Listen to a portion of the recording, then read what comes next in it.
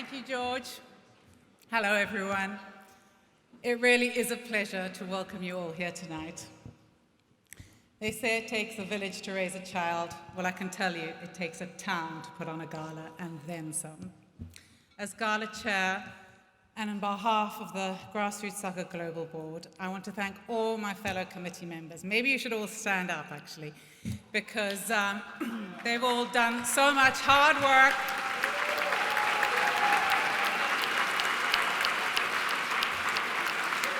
So much hard work and hustle to create the evening that's about to unfold. Special mention has to go to Amelisa Wright, who's done so much to put the evening together, and Rebecca and Kerry of Coveted Events. It's the first time we've worked with you. I think Amelisa will agree it's been a dream. Thank you, George Lamb. You didn't hesitate to jump in when we asked you to be a host. Robin Scott Lawson, lurking over there. Thank you for all your creative inspiration and your generosity in sharing it with us. Robert Montgomery, your artwork isn't too shabby either. So I'm confident that in the capable hands of our auctioneer, Lord Dalmeny, somebody's going to be bidding a sizable sum to take it home with them tonight. They can have it transposed onto a wall in their home or office or garden. The sky is not even the limit. So Harry, I have to thank you too for agreeing to be our auctioneer. You're so sought after.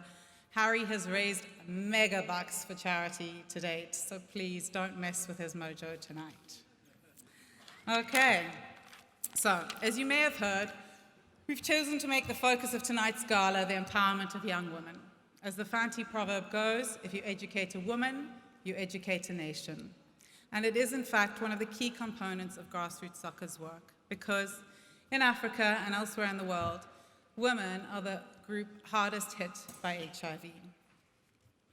Young girls are 8 times more likely than their male peers to contract HIV. I've always made clear my interest in the work grassroots soccer does around gender equality and gender-based violence, because the facts are horrifying. In South Africa, by the time a boy reaches 16, 1 in 4 will have perpetrated an act of sexual violence. 41% of 12 to 14-year-olds have experienced sexual violence. I've just come back from visiting grassroots soccer in Cape Town with some of my fellow board members, and it's hard to portray quite how real the threat of rape, domestic violence, and abuse is to those living in Khayelitsha or communities like that, where grassroots soccer has a flagship program. We visited Tutuzela Clinic, which is a first point of medical care and counseling for victims of rape.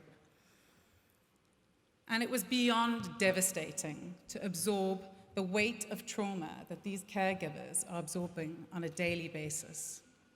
In words of one of the doctors, a real unsung hero, she said, "There's nowhere that you are safe," because every day they are hearing these stories from women, from children, and sometimes from infants who've only just learned to speak.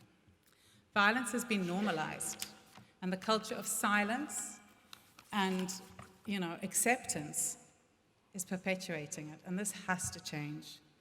It's no coincidence that World AIDS Day falls right in the middle of the UN's campaign to end violence against women, because in so many parts of the world, the spread of HIV and the proliferance of gender-based violence are deeply intertwined. So these facts paint a bit of a grim picture of a generation facing unprecedented challenges, but here's the thing. Grassroots soccer has a solution, using football as a medium. Football and sport in general, in the words of Madiba, has the power to change lives. It transcends age and gender and socioeconomic status, but more importantly, it's what kids want to play. And so, using football as a medium, grassroots soccer connects with adolescents at a critical time in their development to teach them life-saving lessons. Coaches like Amelia, who you're going to hear from later, I don't know where she is, but they stand as incredible role models in their communities. And they empower youth to make healthier choices that can have profound impact on the rest of their lives. And for girls who traditionally experience less power in their lives, this can unlock a completely different future. But make no mistake, we will never achieve equality and all its positive outcomes without the re-enfranchisement of young men. As a mother of boys, I know firsthand the pressures they face from society and social media, and this is here in our first world privileged communities. Imagine communities like Khayelitsha, where I think up to 98% of families are food insecure, where violence is enculturated. So these programs that Grassroot has developed, they are aimed specifically at changing a boy's sort of perception of what it means to be a man.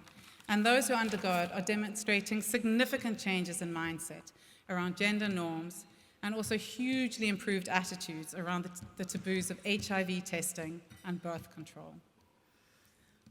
I got involved in grassroots soccer because I really relished the opportunity to give back to underserved communities of my home country, but also because I'm a nurturer. And I believe that every child deserves the right to be seen, to be heard, and to be given the tools to at least have the hope of a bright future. It's Thursday night. They say that Thursday's child has far to go, so let's make that true. You've all got pledge cards in front of you. There are multiple entry levels, so there's something for every budget. But here's the thing. Tonight, every pound you pledge will be matched by my generous husband, Mark, and I, up to the value of 200,000.